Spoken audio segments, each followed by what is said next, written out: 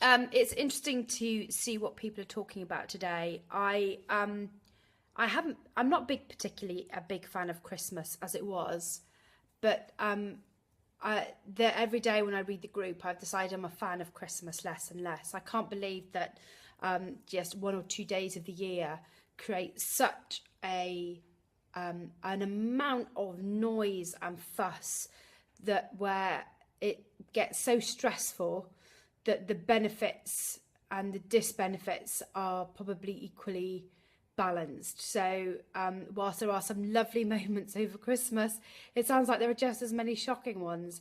And so it just makes me slightly angry that we all have to sort of endure this month of torture in order to get through a few days and then feel like we can be human again afterwards.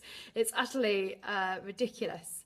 And every time I read the posts from everyone, I feel anger on your behalf. It's really weird. Hi, Beth.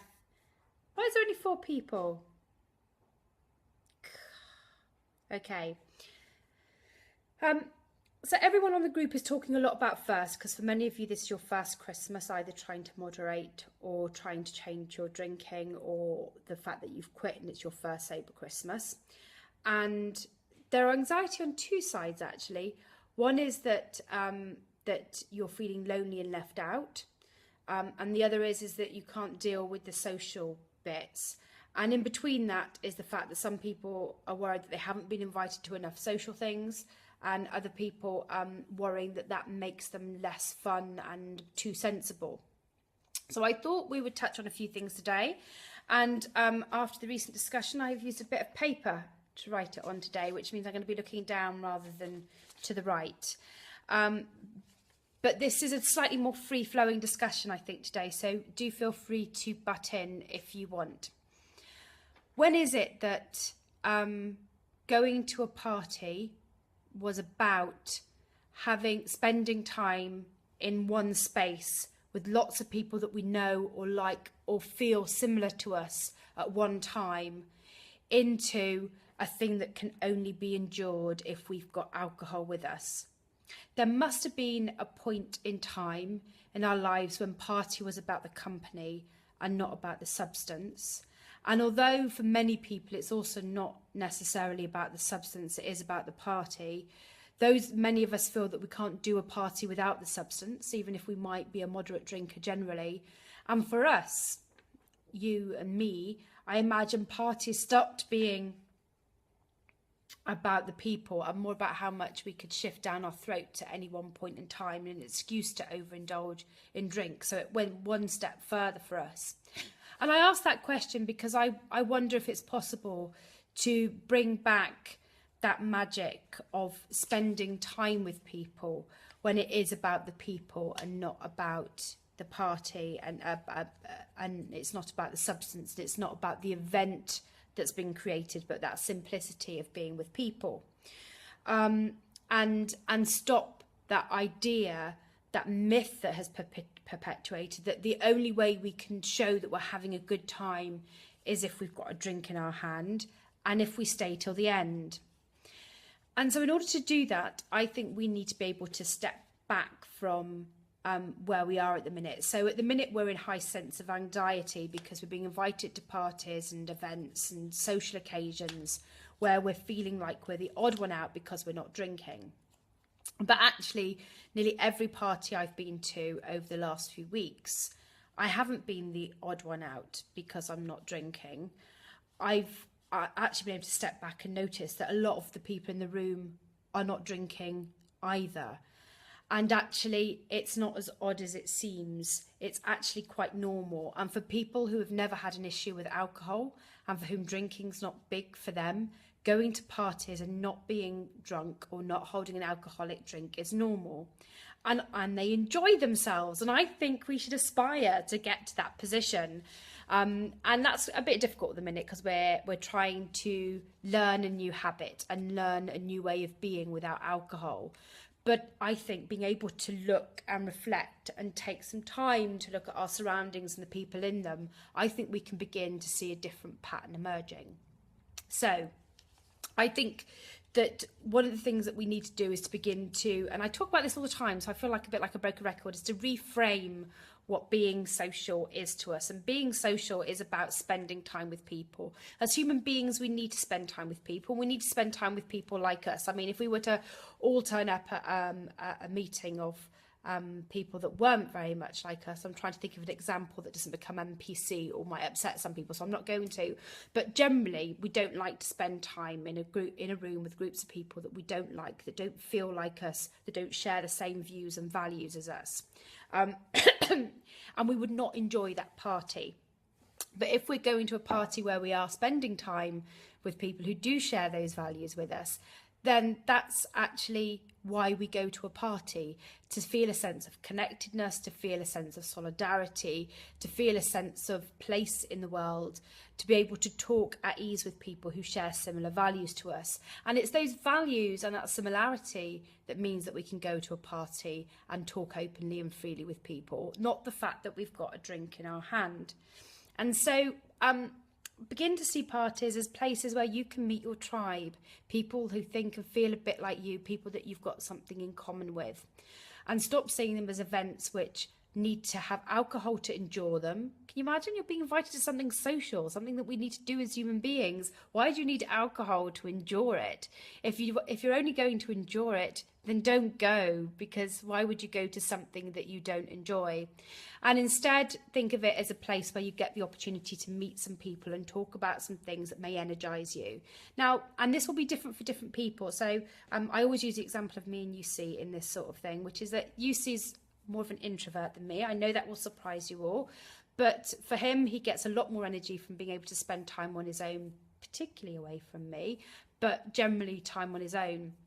Whereas I get energy from spending time with people. So being in a room with people, even for a short period of time, having a one-to-one coffee with people energizes me. And in fact, just thinking on that point, I don't need lots of people. The amount of energy I get from people doesn't grow exponentially with the number of people in the room. It's actually about the direct one-to-one connections and conversations I have with people that energize me. So actually, a party can be a party of one, as far as I'm concerned, and I will still get from it what I might get from a party of 20 or 30 or 40 people. But it's about the connection with other people that share something in common with me that makes a party worth going to. So start to think about those parties as opportunities to do a very natural human thing, and that's to bond with other individuals. Now, then to bounce off of that is the fact that there are myths around parties that somehow have ingrained themselves in our culture that aren't necessarily true. Who says you have to have a drink of alcohol to get a conversation going? I thought if you ask a question, that's what gets a conversation going, because then somebody answers that question.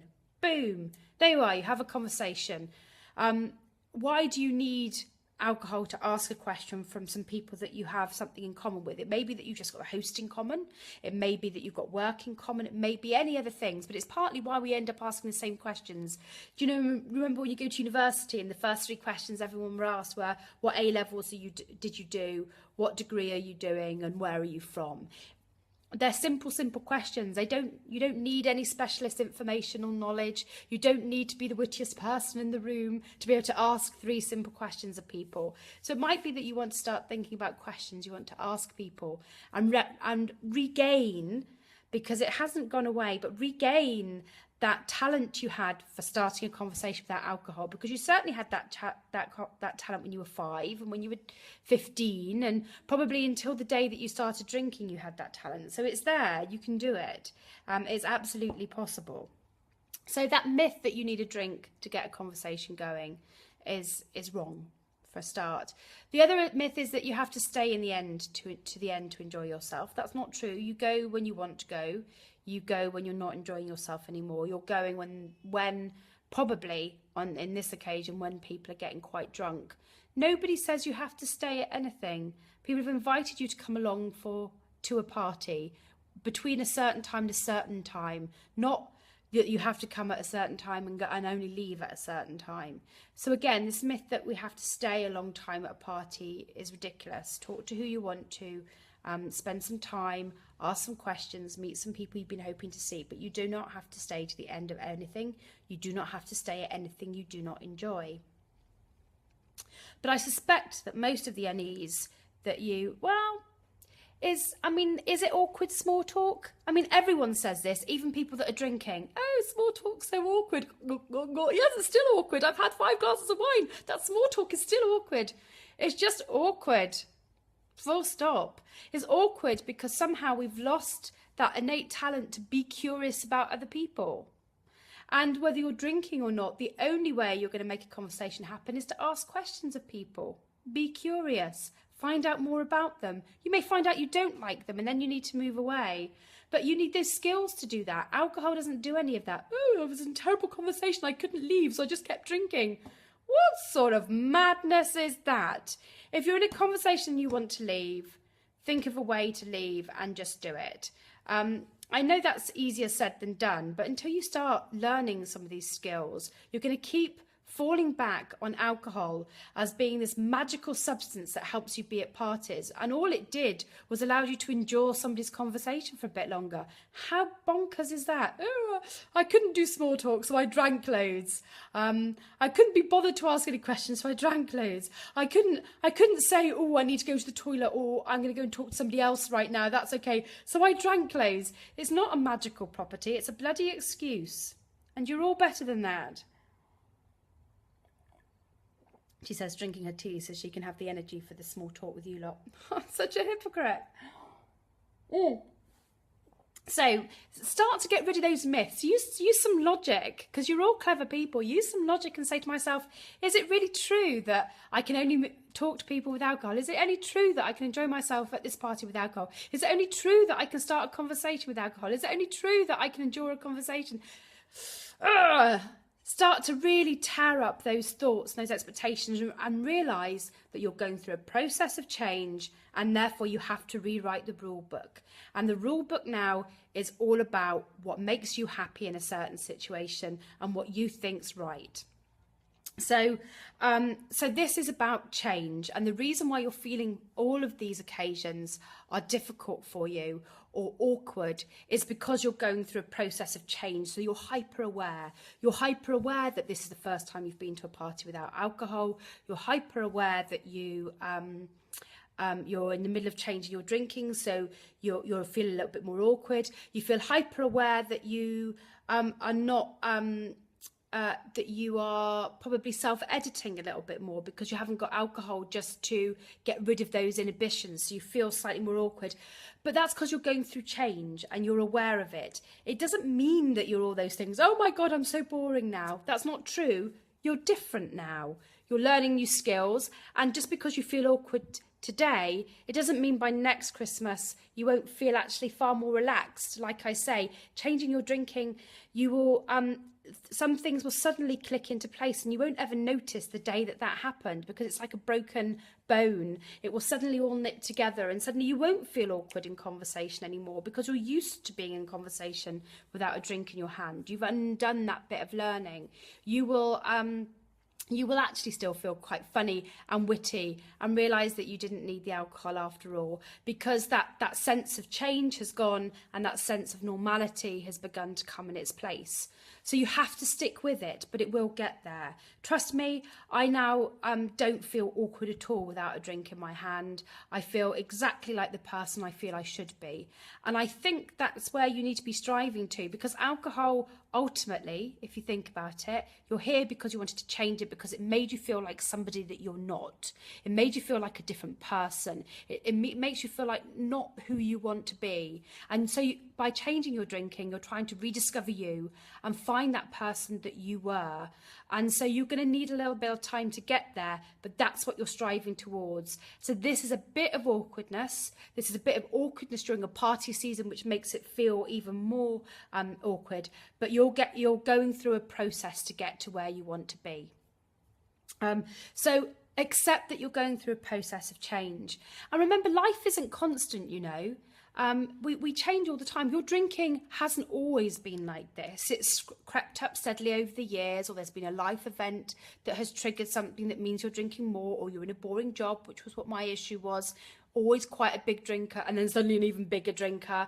There were patches in my life when I didn't drink much at all. I think I was 13 actually, but you know, there were times, you know, I was almost an adult at 13 and 14. There were skills that I had then that I lost when I started drinking.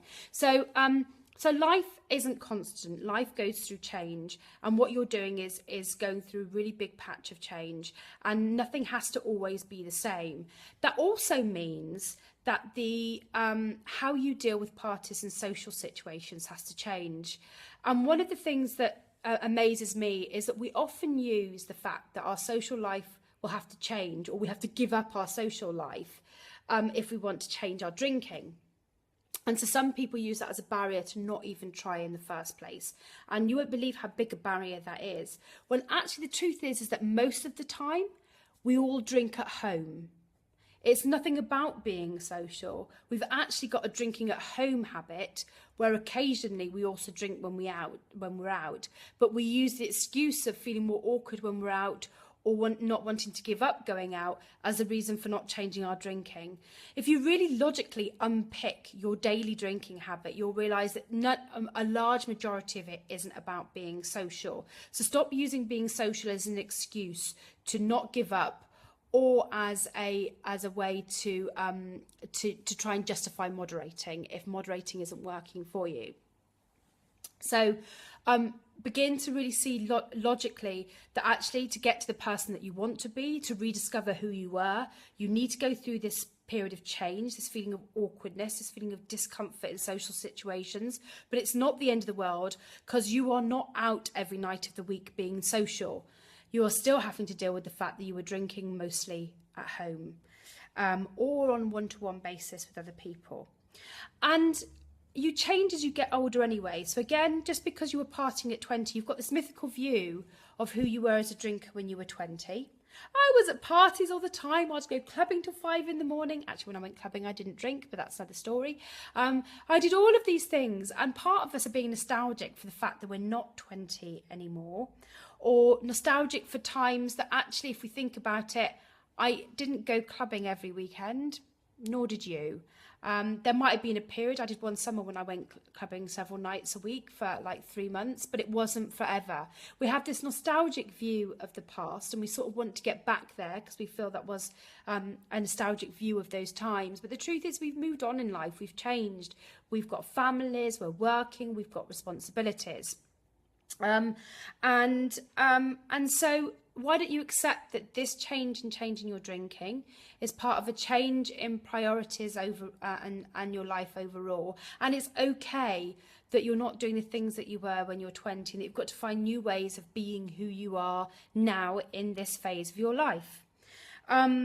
So your drinking wasn't ever constant. You might have some mythical views of your drinking in the past, but now's the time to redesign what being social is for you at this point in your life, knowing that alcohol tends to have a pretty negative impact on it. And I use the word redesign really deliberately because you do have to make a conscious effort to decide what it is that you want. You do have to put work and effort into discovering new things and new ways of being social. It's not just as simple as taking the alcohol out and everything will be okay. You want to be able to recreate those feelings of connectedness with other people, being able to spend time with people who are very similar to you. You want to be able to do that, but in new ways. So you will need to discover new ways to do that. And that might be doing that on a one-to-one basis. Like I said to you, I realise I get as much energy as spending a really good hour with one person that I really like than I do in several hours in a room with hundreds of people that I like. I actually get more energy out of the smaller grouping than the larger grouping. I get more energy out of doing something with people where we can talk about that afterwards than I do with just having a random chat. I actually get a lot out of talking to people on the tube in the morning. I get a lot out of talking to people at bus shelters and at the cashier's counter in supermarkets. I actually get a lot out of very small interactions too. Okay, I'm hearing that some of you have got a dropped or frozen connection. I'm going to carry on though, because it should show in the Facebook Live does make it all catch up again. So stop thinking of your life as one constant, wonderful, glamorous life. It isn't. You've been through ups and downs all the way through your life. You did certain things at certain points in your life, and then you changed how you did them perfectly naturally. It's a perfectly natural state of change. So don't glamorize and nostalgize. Nostalgize a word? Those past experiences and think you've lost something.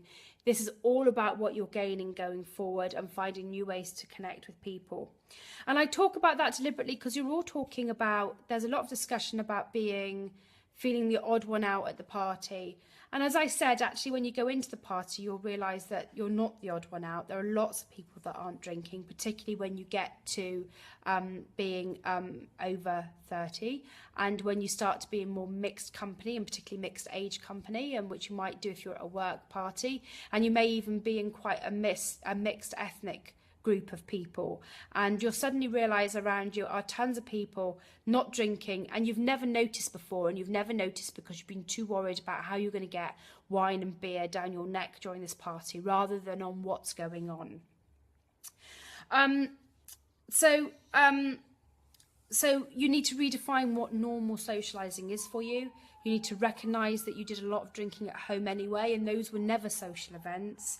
And we need to create a new non-drinking norm for ourselves, and not be too sentimental about the past, because for all of those times that we were excited in the past about things that would never have happened if we weren't wankered, there were lots of things that we really hated about ourselves, like, oh my God, I'm not even going to start listing them, but you all know what they are, and we've all talked about them on the group. There are times where we're embarrassed, we're ashamed. I still am so ashamed of some of the things that I've done at parties and the people I've come on to because I've been drunk and horny, and times when I should have been making the most of my career, and instead I was hungover and didn't do the things that I could have done. Oh my God. Actually, for all of those times when alcohol was a nice, pleasant experience, I would give them up in a heartbeat to not have had those really horrible experiences and not have damaged the things in my life that I did. And I'm lucky to have got out as unscathed as I have, quite frankly. So that's my, oh my God, that feels like I've just done a sermon to you all on a Sunday. That's not my intention. I just want to really start to get you to flex your intellectual muscles, because you all know this deep down, that it isn't about that this isn't normal to drink this much. It isn't normal to only feel you can be social with alcohol in you. It isn't normal that you that you do these things. And actually, parties aren't particularly normal. Big parties are big ego trips. Companies feel they have to do them because it sort of punctuates the year and is a way to say thank you. But really, companies hate putting them on as well. And most people don't particularly enjoy parties. I remember being strong-armed into putting on my 30th birthday party in a really prestigious location. It was all about my partner's ego at the time, and he wanted me to have this amazing 30th party. I didn't get very drunk at that because I spent lots of time talking to people, but you know what? Can't remember a single one of those conversations. I felt I didn't talk to everybody. I felt I didn't give people the time they deserved. I would have much rather have done something smaller, or spent some time working out how to spend time with people that I really cared about. And I caught up with a friend of mine who I last saw at that party. It's a friend that I'd lost touch with, but is really important to me. And I hadn't seen her since I was about 21. When I got chucked out my own 21st birthday party for being too drunk. And I then invited her to my 30th because that's what you do. She came a long way. She brought a nice outfit. She paid for a hotel. And I think I spoke to her for all of 2 minutes. What was the point of bringing somebody that I cared about and rarely see so much to that sort of party and then not be able to spend any time with them? And I was reflecting on this as I actually felt embarrassed about that after the party, and it sort of stopped me being in touch with her quite so quickly. And then she moved jobs and email, and I lost touch with her, and that's even worse because I was embarrassed after the party that I didn't spend so much time with someone I cared about at the party, so I didn't contact them and Anyway, we're now back in touch, but that just says to me that this whole fallacy around big parties is difficult and not true, and people don't really enjoy them as much as we think we all do. So just, spend time with people you want to spend time with, find ways to spend time with them, and just do it. Get that diary out, be it on paper or on iPhone, and just do it. Right, so wait a minute, I need some more green tea. So let's go on to some practicalities then, because obviously you're not going to be able to unpick the whole of society's norms and recreate some new norms for yourself in the next week. So let's go on to some practicalities. If you are hosting something, be it a small drinks party or a big event, how are you going to get through that without drinking? My suggestion is two things, is that one, it's a bit easier because you're hosting, so you can fill your glass up with whatever you want. You can make sure you've got your backup plan. You can make sure you've got a whole cupboard of things that are just for you, that you have access to. So the minute you find it difficult, you can go in and raid your stash. Do not feel embarrassed about it. It's your party. So make sure that you're planned and prepared in the best way possible. To be honest, you should do that if you're going to someone else's party as well, and make sure you've got something in your bag if you're going to ever feel tempted. But you clearly can't, escape from your party, and you do have to say hello to everybody at your own event. But that's in some ways a strength. Some of the times that I drank the least were the times when I was hosting something, because I was so busy. I get very anxious around organising events anyway, so wanting to make sure that everybody's happy. In fact, I probably spent too much time being that annoying person that felt that you were dissing my hospitality by not drinking the really expensive drinks I brought. So I was probably actually the worst host then. But actually, by wanting everyone to be happy, I spent more of my time hosting and less time drinking. And I really think that you can set yourself some goals when you're hosting an event around the fact that, right, I want everyone to feel happy and welcome. And I want to make them feel happy and welcome by making sure they've got something they want to drink. And as you're now a non-drinker or a mindful drinker, you will be able to think about what that range is. You can even say, my goal this year isn't to pressure all of my guests to drink, because I bet, like me, you've pressured your guests to drink in the past. So make some new rules for yourself for your own party, because my parties are going to rock now because everyone doesn't have to feel obliged to drink, and I'm going to have some of the best non-alcoholic drinks on offer.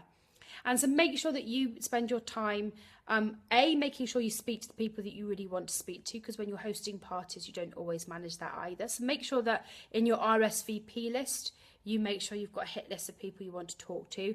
Making sure your guests are having a great time is also wonderful. I also find a little bit of covert tidying up is really nice to do, because it gives me some time out from the party. I get something done that makes me feel a sense of achievement, that I've already working towards making my life a bit easier after the party. And it also gives me a little bit of time out. But you are also able to take some time out of your own hosting as well, whether you're hosting a small dinner party or something big. Take extra long time in the toilet if you need to, and just give yourself a bit of calm. Even stash something in the toilet that will allow you to spend a little bit more time in there. That sounds like really weird, doesn't it? But favourite book or magazines, you can read a chapter of your book. Or if you want to, some nice smellies in there, some nice moisturiser to put on your hands, you can spend a little bit of time, redo your makeup, whatever works for you. But don't feel worried about absenting yourself for a short while, because generally people don't notice. You can take a good 10-15 minutes without anybody noticing.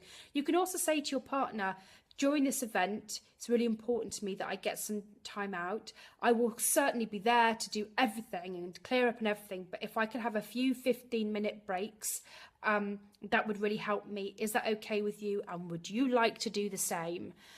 So try and engineer some of that, and know that taking a little bit of time for yourself to go into your bedroom, do something that will make you feel better, some really nice smelling stuff. I do actually find putting a moisturiser that I really like on my hands and getting a really nice hit of a smell of something I like really helps lift my mood and let me go on to the next phase of the party. You could even, think about your parties in terms of phases and go, right, the early stage when nobody's pissed, I want to find out as much as possible. I want to know how everyone's kids are. I want to do A, B and C.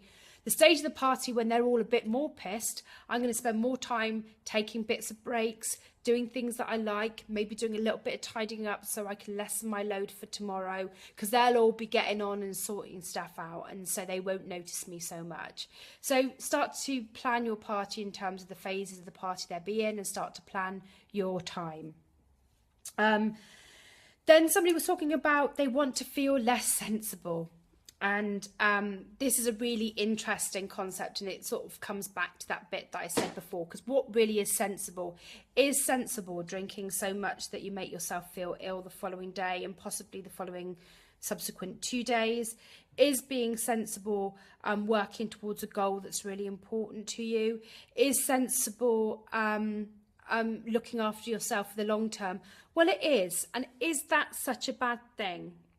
I think what you're talking about is the fact that you don't, your inhibitions aren't broken down quite so quickly because you haven't got alcohol in your system. And I noticed that in myself, and I noticed that that's a really big thing, because actually I think naturally as human beings we want to be able to change our brain chemistry in order to do something different or to feel something different. And food does some of that for us as well. Caffeine does that for us.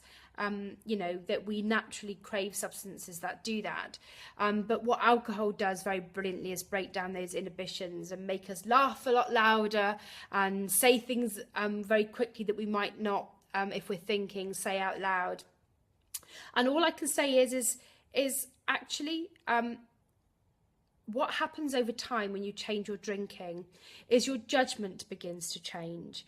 And so those things where you would have used alcohol in order to say them out loud very quickly, and it is a bit hit and miss, right? So alcohol reduces those inhibitions, you say something, and sometimes it's hilarious and amazing, and sometimes you really stick your foot in it. And I suspect we can look at our lives and go, right, those times when alcohol reduced my inhibitions, half the time it really worked and half the time it didn't. What happens over time is I've learned to trust my instincts so much more. And in fact, my instinct is pretty good. I actually amaze myself sometimes. And I still don't trust my instinct totally. And there's been a few occasions actually in the last year in Club Soda where me and Lucy have realised we do need to trust those instincts. But my instincts are pretty good. And so what happens now is I'm more likely to rightly self-edit because I haven't broken down those inhibitions, but I stick my foot in it far less. So those embarrassing, awkward moments when I was drunk and said things that were stupid don't happen. And so if the cost of that is occasionally not saying something that accidentally became really witty and funny, then that's okay by me, because I'm learning to do more of those things and think and be myself without alcohol anyway, so it doesn't matter. I'm less likely to put my foot in it. So on balance, it's not about being sensible, it's about being able to trust your instinct, and it's about realizing that you don't need alcohol to break down your inhibitions. It's just that you need to trust your ability to say what you think is funny out loud. And you will now not say the things out loud that don't need saying. That sounded really convoluted. I'm not really sure if I got my message across, but actually all you're doing is feeling less inhibited, but you will actually feel more comfortable in your skin as time goes on, and that will matter less and less. And those embarrassing moments you had with alcohol will get less and less and less. So on balance, it's all a big win. But like I say, being social and being with other people without alcohol when you're used to being with alcohol is something you have to practice. It doesn't happen automatically. And the more you go out and you socialise without alcohol, the easier and easier it will become. And soon you won't notice. What you'll begin to notice is the lack of non-alcoholic options. You'll begin to get angry. So finally, I'll just leave you again with the curiosity point, because I do think that curiosity is the thing that we leave behind when we've got a drink in our hand. Actually drink in our hand makes us lazy. It makes us lazy party goers. It makes us lazy friends. It makes us lazy people to converse with, because half of our mind is slightly addled with alcohol and the other half of our mind is thinking about where we're going to get the next drink from, and we're not concentrating on the person that we're with, which is why we don't remember who we talked to the night before, even when we've only had a little bit of alcohol, or we don't remember, we knew that something wonderful was said but we don't remember what it is.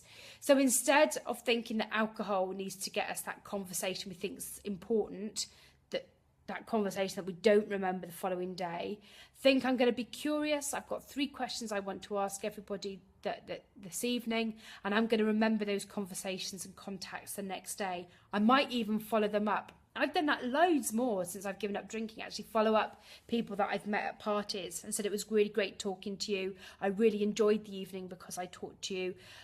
Not that I want to follow them up for any other reason, but tell them I really enjoyed it. I've done that with some people when I've gone to small bits of theatre and things like that. Now I follow up and say, just to let you know, I really enjoyed talking to you. I cannot tell you what an amazing thing that is to do to people the following day from a party or an event, is to say, actually, it was a real pleasure to meet you.